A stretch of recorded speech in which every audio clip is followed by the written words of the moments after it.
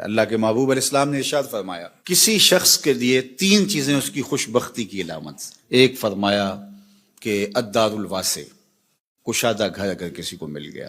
دوسرا المرکب الہنی، تیز رفتار سواری، اس زمانے میں گھوڑے ہوتے تھے، آج اچھے ماڈل کی گاڑی آپ کہہ لیں. اور تیسرا فرمایا المرأۃ الصالحہ، نیک عورت.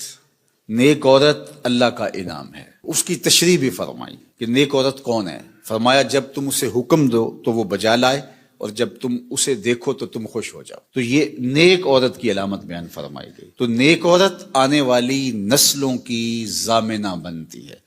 اس لیے اچھی بیوی تلاش کرنا، اور کل وہ بیوی ماں بننے والی ہے اور آپ کی نسلیں اس کی گود میں پلیں گی، اور وہ ضامنہ ہے آپ کی نسلوں کی. اگرچہ یہ درست ہے کہ مرد کے اثرات اولاد کے اوپر مرتب ہوتے ہیں. الولد سر لابیہ ہے، یہ فرمایا گیا کہ جو بیٹا ہوتا ہے یا بیٹی ہوتی ہے وہ باپ کا راز ہوتی ہے. باپ کے اثرات اولاد کے اندر ظہور پذیر ہوتے ہیں، اس میں کوئی شک نہیں، لیکن تربیت کا جوہر خاتون کے ہاتھ میں، ماں کے ہاتھ میں. تو مائیں ہی اولاد کو صالحہ اور پاکیزہ بناتی ہیں.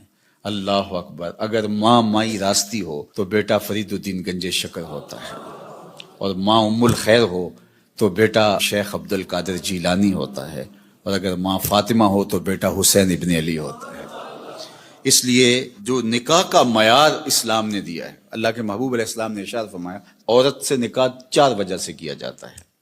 یعنی کوئی بھی کسی سے نکاح کرتا ہے تو اس کے جو دواعی ہیں، جو محرکات ہیں، وہ 4 ہیں. سب سے پہلا فرمایا لمالہا، عمومی طور پہ یہ لوگوں کے رویے ہیں جو حضور نے بیان فرمایا. مال کی وجہ سے لوگ کسی سے نکاح کا رشتہ جوڑتے ہیں. دوسرا فرمایا لحسبہا، کسی کے حسب و نسب کی وجہ سے، خاندانی وجاہت کی وجہ سے رشتہ جوڑا جاتا ہے. تیسری بات فرمائی ولجمالہا، کسی کی خوبصورتی کی وجہ سے رشتہ جوڑا جاتا ہے. اور پھر آقا کریم علیہ السلام نے چوتھا فرمایا لدینہا، کسی کے دین کی وجہ سے اس کے ساتھ رشتہ جوڑا جاتا ہے. پھر آقا کریم نے فرمایا کہ تم اپنے غلاموں کو تلقین فرمائی کہ تم نکاح کرتے ہوئے دین دیکھا کرو. اللہ اکبر. دین کی بنیاد پر، ہاں اگر باقی چیزیں بھی دین کے ضمن میں آئیں، دیندار خاتون صاحب جمال بھی ہو، صاحب کمال بھی ہو، صاحب مال بھی ہو، حسب و نسب کے اعتبار سے بھی وہ اعلیٰ مرتبے پہ فائز المرام ہو، تو یہ اچھی بات ہے، مل جائے.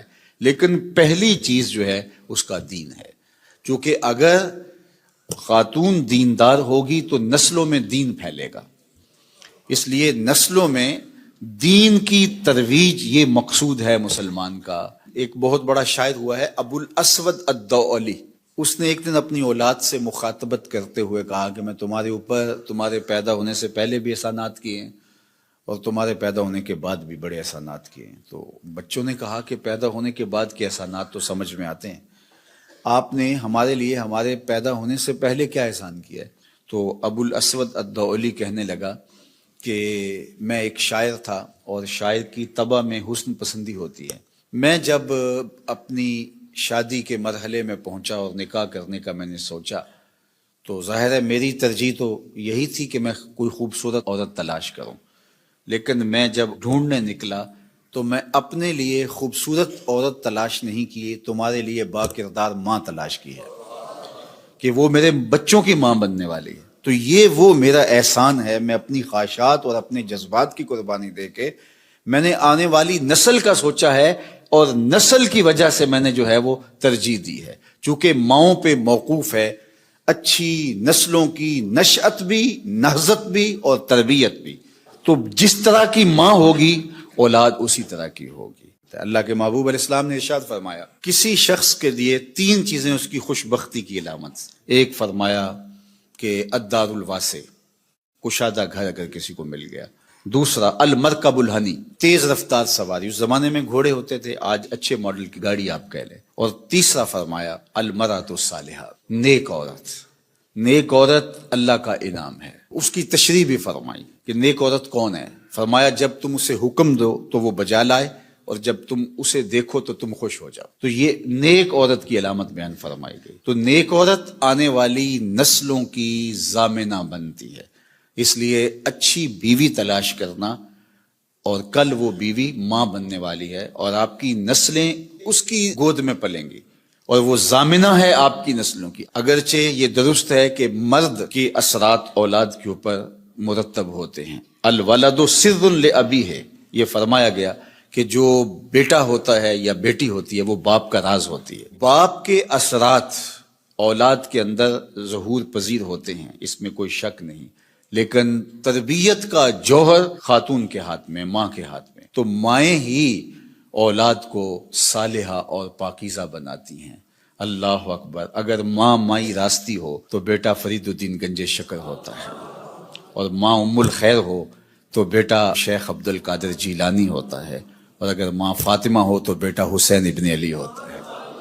اس لیے جو نکاح کا معیار اسلام نے دیا ہے، اللہ کے محبوب علیہ السلام نے ارشاد فرمایا عورت سے نکاح 4 وجہ سے کیا جاتا ہے، یعنی کوئی بھی کسی سے نکاح کرتا ہے تو اس کے جو دواعی ہیں، جو محرکات ہیں، وہ 4 ہیں۔ سب سے پہلا فرمایا لمالہا، عمومی طور پہ یہ لوگوں کے رویے ہیں جو حضور نے بیان فرمایا، مال کی وجہ سے لوگ کسی سے نکاح کا رشتہ جوڑتے ہیں۔ دوسرا فرمایا لحسبہا، کسی کے حسب و نسب کی وجہ سے، خاندانی وجاہت کی وجہ سے رشتہ جوڑا جاتا ہے۔ تیسری بات فرمائی ولجمالہا، کسی کی خوبصورتی کی وجہ سے رشتہ جوڑا جاتا ہے۔ اور پھر آقا کریم علیہ السلام نے چوتھا فرمایا لدینہا، کسی کے دین کی وجہ سے اس کے ساتھ رشتہ جوڑا جاتا ہے۔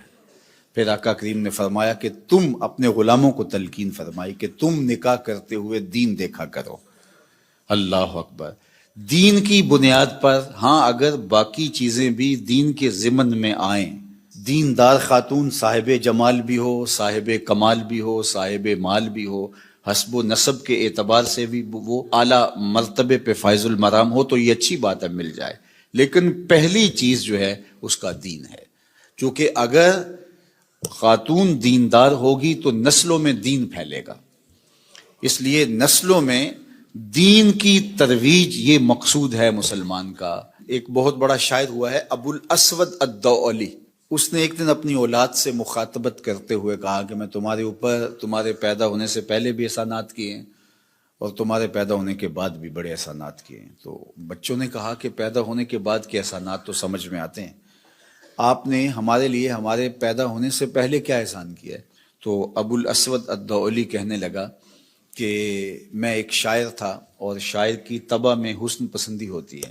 میں جب اپنی شادی کے مرحلے میں پہنچا اور نکاح کرنے کا میں نے سوچا تو ظاہر ہے میری ترجیح تو یہی تھی کہ میں کوئی خوبصورت عورت تلاش کروں، لیکن میں جب ڈھونڈنے نکلا تو میں اپنے لیے خوبصورت عورت تلاش نہیں کی، تمہارے لیے با کردار ماں تلاش کی ہے کہ وہ میرے بچوں کی ماں بننے والی ہے۔ تو یہ وہ میرا احسان ہے، میں اپنی خواہشات اور اپنے جذبات کی قربانی دے کے میں نے آنے والی نسل کا سوچا ہے، اور نسل کی وجہ سے میں نے جو ہے وہ ترجیح دی ہے، چونکہ ماؤں پہ موقوف ہے اچھی نسلوں کی نشأت بھی، نہضت بھی اور تربیت بھی۔ تو جس طرح کی ماں ہوگی اولاد اسی طرح کی ہوگی۔